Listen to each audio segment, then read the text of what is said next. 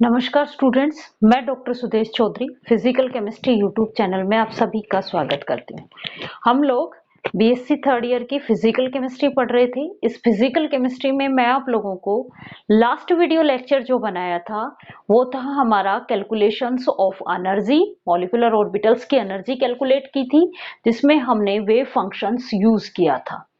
तो हम अब वो पढ़ेंगे जो आपका इनकम्प्लीट रह गया था।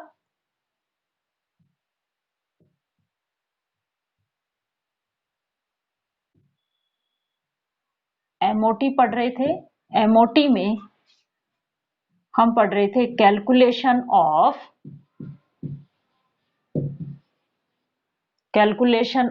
Energy of A molecular orbitals from wave function. Wave function का यूज करके हम एनर्जी, मॉलिक्यूलर ऑर्बिटल्स की एनर्जी कैलकुलेट कर रहे थे। इसमें मैं आपको स्केलर इक्वेशंस बनवा दी थी। दो हमने स्केलर इक्वेशंस बनाई थी, C1 HAA minus E plus C2 HAB minus ESAB, ये इक्वल टू 0। इक्वेशन नंबर 1 बनाई थी। दूसरी इक्वेशन बनाई थी हमने C1 HAB minus ESAB plus C2 HBB minus ES minus E equal to 0। ये इक्वेशन 2 थी। ये दो इक्वेशंस बनाई थी हमने स्केलर इक्वेशंस, और इन स्केलर इक्वेशन से मैं आप लोगों को एक मैट्रिक्स बनवाई थी। इन दोनों स्केलर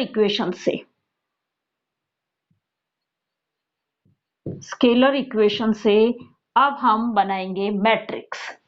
मैट्रिक्स बनाने के लिए ये जो मैट्रिक्स बनेगी ये 2 इंटू 2 की मैट्रिक्स बनेगी।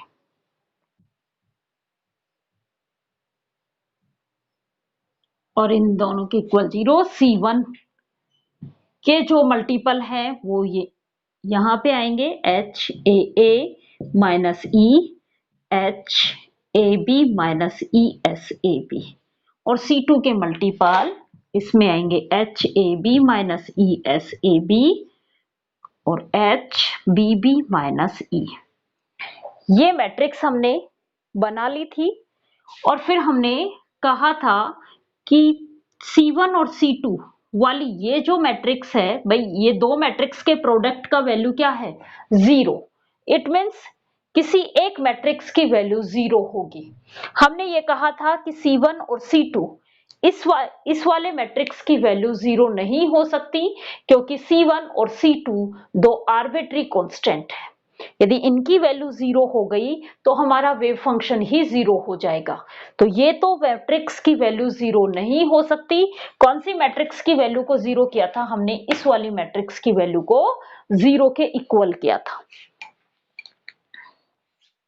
अब हम इसको 0 के इक्वल करते हैं और एनर्जी की वैल्यू कैलकुलेट करते हैं।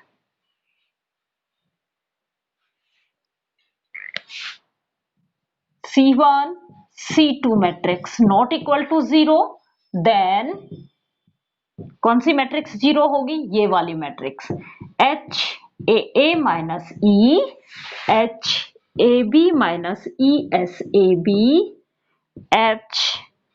HAB माइनस ESAB और HBB माइनस E। ये मैट्रिक्स इक्वल टू 0 होगी। मैट्रिक्स को सोल्व करते हैं तो हम इनको क्रॉस मल्टीप्लाई करते हैं और माइनस साइन लगाया जाता है।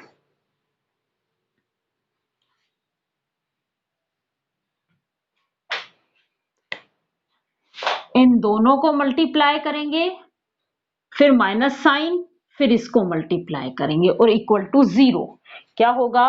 HAA minus E HBB minus E, दोनों मल्टीप्लाई, फिर minus sign, HAB minus ESAB into HAB A B minus E S A B और इक्वल टू 0। ये वैल्यू आ गई। हम हाइड्रोजन एटम के लिए निकालेंगे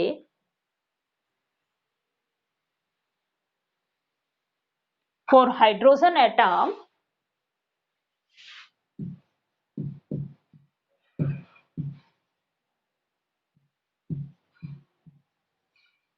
hydrogen molecule for hydrogen molecule HAA ये इक्वल टू होता है HBB। HAA ये इक्वल टू होगा HBB।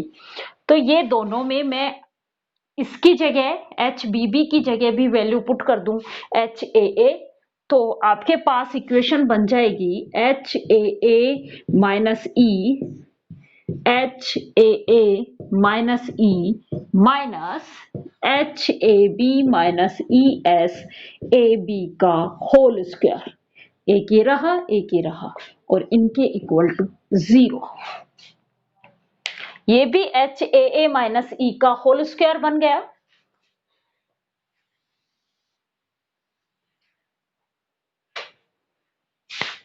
HAA माइनस E इसका whole square minus HAB minus ESAB इसका होल स्क्वायर इक्वल टू 0। इस पूरी इक्वेशंस को उठा के 0 के इधर ले जाओ, क्या होगा HAA माइनस E का होल स्क्वायर ये इक्वल टू होगा HAB माइनस ESAB का होल स्क्वायर। दोनों तरफ होल स्क्वायर हटाएंगे तो यहां पे प्लस और माइनस दोनों ही साइन आएंगे।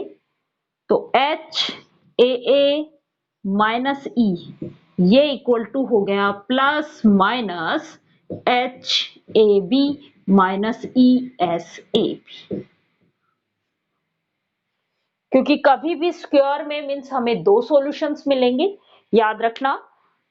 एक्स स्क्वायर कहाँ, जब भी हम एक्स स्क्वायर की फॉर्म में कोई इक्वेशंस को सॉल्व करते हैं तो वहां पे भी हमें दो सॉल्यूशंस मिलते हैं। इसी तरीके से यहाँ पे स्क्वायर है तो हमें दो सॉल्यूशंस मिलेंगे, एक प्लस फॉर्म में था और हो सकता है एक माइनस फॉर्म में था। चलो पहले मैं प्लस वाले का यूज कर रही हूं HAA माइनस E ये इक्वल टू हुआ, प्लस वाला यूज किया, प्लस साइन लगाया HAB माइनस ESAB। एक इक्वेशन तो ये हो गई, दूसरी इक्वेशन हुई HAA माइनस E ये इक्वल टू हुई माइनस HAB माइनस ESAB। हम दो एनर्जी निकालेंगे E1 और E2 यहां पे।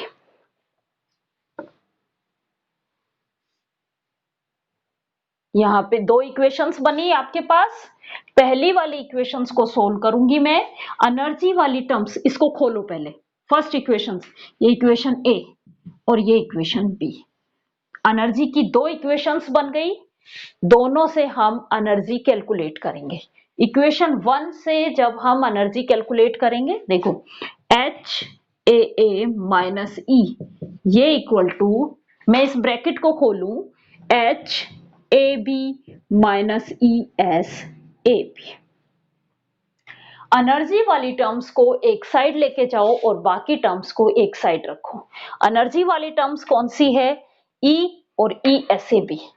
तो मैं इस E को उठा के इस साइड लेके जाऊं और HAB को यहां लेके आऊं तो क्या होगा HAA माइनस HAB ये इक्वल टू, ये प्लस का था, इक्वल साइन की इधर आएगा, माइनस में कन्वर्ट हो गया, इक्वल टू ये E माइनस का था, इधर जाएगा प्लस में कन्वर्ट हो गया, E माइनस ESAB। क्या कॉमन आ गया यहाँ पे? E कॉमन आ गया। HAA माइनस HAB ये इक्वल टू होगा, E कॉमन ले लिया, 1 माइनस SAB। किसकी वैल्यू निकालनी है हमें? एनर्जी की वैल्यू निकालनी है E की। तो हमारे पास E वैल्यू आई HAA माइनस HAB और जो इस E के मल्टीपल में था वो इन सब के डिवाइड में चला गया, 1 minus S A B. Energy की एक फॉर्म तो ये आ गई। अब मैं बताऊंगी कि सिमेट्रिक और एसिमेट्रिक में कौन सी एनर्जी लेनी है हमें। एक एनर्जी निकल गई। अब वैसे ही हम दूसरी एनर्जी कैलकुलेट करेंगे। दूसरी एनर्जी कैलकुलेट करने के लिए हम इक्वेशन नंबर बी यूज करेंगे। बी क्या है, एच ए माइनस ई, ये इक्वल टू है minus H A B minus E S A B. इस माइनस को अंदर मल्टीप्लाई करो और इस ब्रैकेट को ओपन कर लो। माइनस को अंदर मल्टीप्लाई करके ब्रैकेट को ओपन करो। एच ए माइनस ई, ये इक्वल टू हुआ माइनस एच ए बी, और ये अंदर मल्टीप्लाई होगा, यहां पे माइनस और ये माइनस दोनों प्लस में कन्वर्ट हो गए, ई एस ए बी। किसकी एनर्जी निकालनी है हमें, नहीं किसकी वैल्यू निकालनी है, एनर्जी की। तो एनर्जी की टर्म्स को एक साइड ले आओ, बाकी टर्म्स को अपोजिट साइड लेके जाओ। एच ए बी वाली टर्म्स को मैं यहां लेके जाऊं और ई को मैं यहां पे लेके आऊं। ई माइनस का था, किस में कन्वर्ट हो गया, प्लस में, और एच ए बी किसका था, माइनस का, तो इक्वल साइन की यहां आएगा, तो ये भी किस में कन्वर्ट हो जाएगा, प्लस में। तो क्या इक्वेशन आएगी, H A plus H A B, ये इक्वल टू आया E plus E S A B. इन दोनों में ई कॉमन आ गया, H A plus H A B, ये इक्वल टू आया E 1 plus S A B. किसकी वैल्यू निकालनी है, एनर्जी की। तो ई इक्वल टू, ये वैल्यू बन गई, मैं यही लिख रही हूं, ई इक्वल टू, ये वैल्यू बन गई H A plus H A B upon 1 plus S A B. ये एनर्जी को E1 से डिनोट करेंगे और इसको E2 से डिनोट करेंगे। ये जो एनर्जी है ये सिमेट्रिक एनर्जी कहलाएगी और ये एंटी सिमेट्रिक एनर्जी मींस ये एनर्जी को EA से डिनोट किया जाएगा और इस एनर्जी को ES से डिनोट किया जाएगा। EA एंटी सिमेट्रिक जो एनर्जी मिलेगी वो negative energy means E minus की फॉर्म में मिल रही है, और सिमेट्रिक जो है वो प्लस की फॉर्म में एनर्जी मिलेगी। इसको हम E प्लस से भी डिनोट कर सकते हैं। इन दोनों के बीच में जो मिक्सिंग कोफिशिएंट्स, इन दोनों के बीच में प्लस साइन आया है, इसलिए एनर्जी को प्लस में भी शो कर सकते हैं और यहाँ पे एनर्जी को माइनस में भी शो करते हैं। ये हमारे पास एनर्जी कैलकुलेट की हमने, E1 और E2 की वैल्यू हमने कैलकुलेट की। अब हम अगला टॉपिक स्टार्ट करने जा रहे हैं, वेव फंक्शंस कैलकुलेट करेंगे। मॉलिक्यूलर ऑर्बिटल्स के लिए हम वेव फंक्शन कैलकुलेट करेंगे।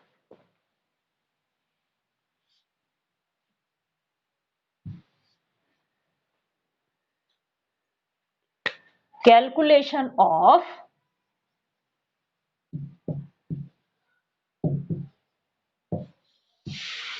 wave function, molecular orbital wave function।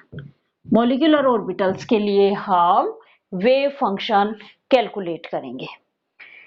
हमने एक इक्वेशन निकाली थी कल, कौन सी, जो स्केलर इक्वेशंस हैं उनमें से कोई एक इक्वेशन उठानी है आपको। जो स्केलर इक्वेशंस बनाई थी आपने वेव फंक्शंस का यूज करके, वो स्केलर इक्वेशंस यूज करनी है। स्केलर इक्वेशन हमने बनाई थी, एक इक्वेशन बनाई थी C1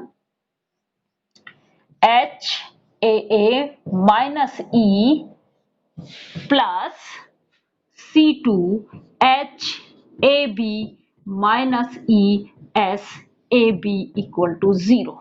इस वाले स्केलर इक्वेशंस यूज करेंगे हम। इसमें ये जो एनर्जी है इसको मैं E1 की फॉर्म में डिनोट करूंगी। और यहां से मैं HAA की वैल्यू इस वाली इक्वेशन से, इस इक्वेशन को नंबर 1 और इस इक्वेशन को नंबर 2, इक्वेशन नंबर 2 से HAA की वैल्यू कैलकुलेट करूंगी मैं और वो इक्वेशन नंबर 1 में पुट करूंगी और यहां से हम C1 और C2 की वैल्यू कैलकुलेट की जाएगी। C1 और C2 क्या है? C1 और C2 जो है वो मिक्सिंग कोफिशिएंट है, क्योंकि हमें मॉलिक्यूलर ऑर्बिटल्स का वेव फंक्शन हमने क्या माना था, याद करो, CM molecular orbitals psi MO, ये माना था हमने C1 psi A plus C2 psi B. अब इसमें हमें C1 और C2 की वैल्यू हम यदि पुट कर देंगे तो हमारे पास किसकी वैल्यू आ जाएगी? वेव फंक्शंस की, मॉलिक्यूलर ऑर्बिटल्स की। अब C1 और C2 की वैल्यू कैलकुलेट करने के लिए हम दो इक्वेशंस यूज कर रहे हैं। पहली इक्वेशंस जो थी वो हमने किससे ली थी? स्केलर इक्वेशन से। स्केलर इक्वेशंस हमने दो बनाई थी, उसमें से आपकी इच्छा है कैलकुलेशंस, मैंने फर्स्ट वाली उठाई है, आप सेकंड से भी कर सकते हो, वही वैल्यू निकल के आएगी। मैंने फर्स्ट वाली उठाई है तो इसलिए एनर्जी E1 लूंगी, यदि मैं सेकंड वाली उठाती तो एनर्जी E2 लेती। सिर्फ इतना सा है। एक तो स्केलर इक्वेशंस यूज करूंगी और एक ये एनर्जी E1 यूज करूंगी। इन दोनों इक्वेशंस का यूज करके मैं C1 और C2 की वैल्यू कैलकुलेट कर लूंगी। जब मेरे पास C1 और C2 की वैल्यू आ जाएगी, इन वैल्यूज को कैलकुलेट करने के लिए मुझे नॉर्मलाइज्ड कंडीशंस भी फॉलो करवानी होगी। आप लोगों को मैंने जब क्वांटम मैकेनिक्स पढ़ाया था तो वहां पे बताया था कि नॉर्मलाइज्ड कंडीशंस किसे कहते हैं।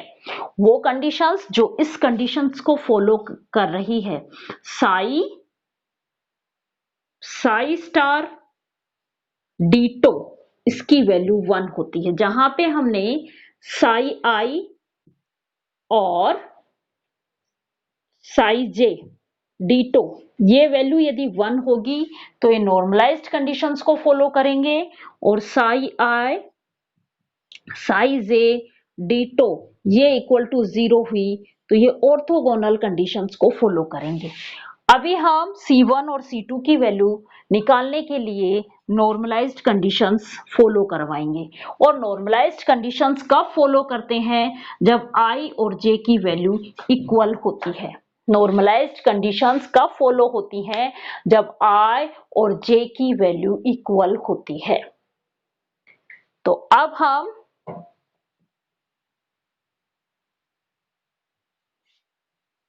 ये इक्वेशंस हटा देते हैं, ये इक्वेशंस अभी नहीं चाहिए मुझे। इक्वेशन 1 और इक्वेशन 2, इस इक्वेशन से मैं यहां पे इस एनर्जी को 4 एनर्जी E1 के लिए, तो इस एनर्जी को मैं E1 और यहां पे भी E1 डिनोट कर रही हूं। E1 वाली एनर्जी की वैल्यू इक्वेशंस यूज कर रही हूं, HAA plus HAB upon 1 plus SAB। यहां से मैं इस HAA की वैल्यू कैलकुलेट करूंगी। किसकी वैल्यू कैलकुलेट करूंगी? HAA की, और ये वैल्यू यहां पे पुट करूंगी। देखो क्या आएगा, इसको इससे मल्टीप्लाई करो, E1 1 प्लस SAB, ये इक्वल टू आ गया HAA प्लस HAB। इस HAB को इधर भेज दो तो HAA की वैल्यू आपके पास आ गई E1 1 प्लस SAB, और ये इधर जाएगा तो माइनस में कन्वर्ट हो जाएगा, माइनस HAB। ये वैल्यू HAA की वैल्यू में इस इक्वेशंस में पुट कर रही हूं।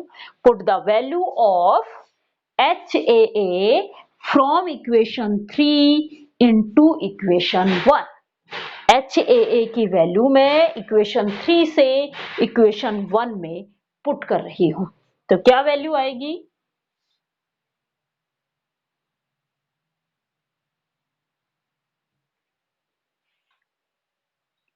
C1 HAA की जगह क्या वैल्यू पुट करूंगी, ये वाली ब्रैकेट बड़ा ब्रैकेट E1 1 प्लस SAB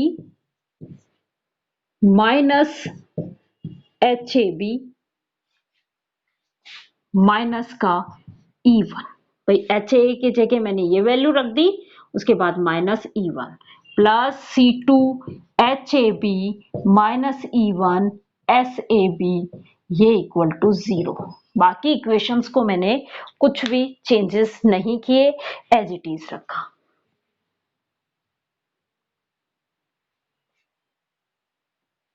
इस इक्वेशंस को थोड़ा खोलो। C1 ये क्या बना, E1 को मैं इस पूरे को मल्टीप्लाई करूं, क्या होगा E1 plus E1 SAB minus HAB minus E1।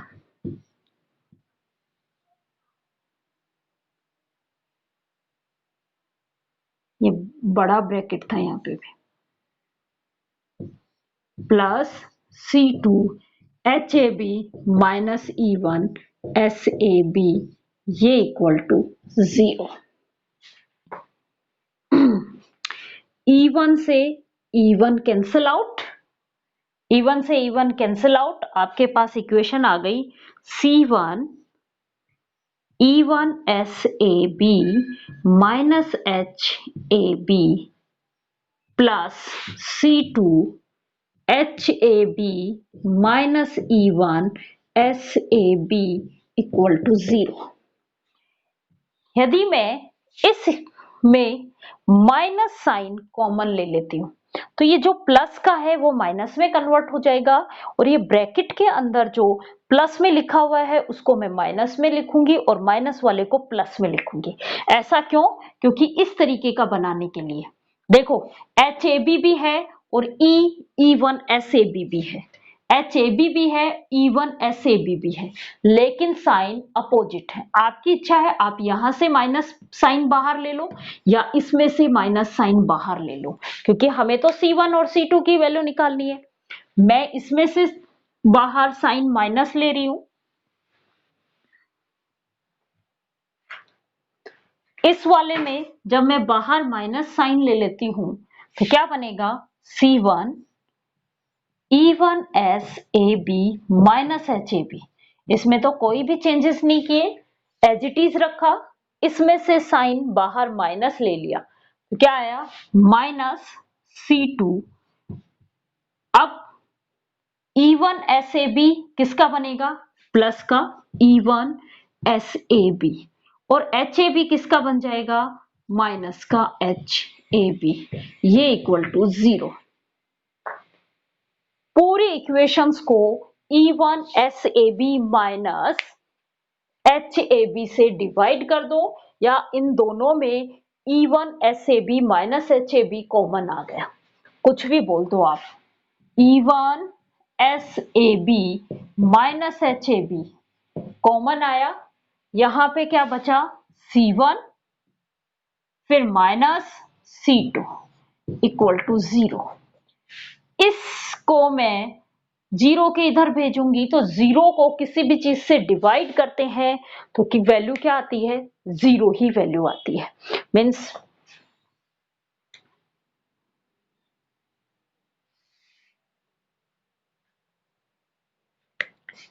C1 minus C2 ये वैल्यू हो गई 0,